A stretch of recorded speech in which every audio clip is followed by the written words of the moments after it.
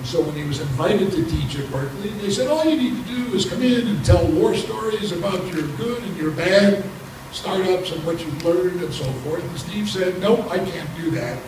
I think we build startups entirely the wrong way. And I want to do a course that teaches people to build startups the right way.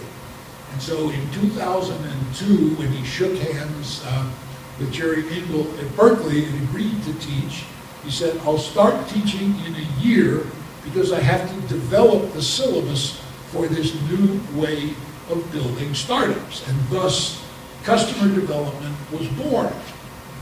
In the 10 years since, customer development has truly caught on like fire all over the world. It's really, as most startup activities began in Silicon Valley, where it got more or less a 10-year head start with Steve testing it, proving it, using it with specific companies.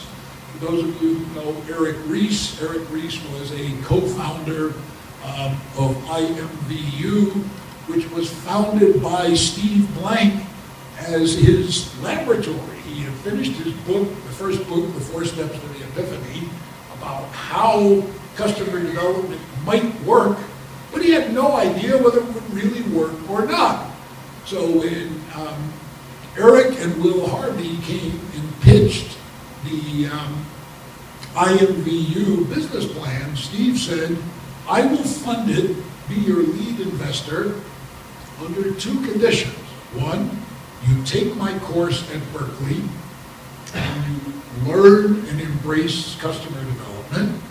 And 2, you tolerate me as a board member to make sure that you are actually using the customer development process to build your business. Because, you know, these things are always lovely in theory and much more powerful in practice. And since IMVU 10 years ago, probably the single most notable use of the customer development process is the American National Science Foundation, which has now put over 400 teams of science and engineering researchers through the customer development process and paid each team $50,000 to go through the 8 to 10 week program.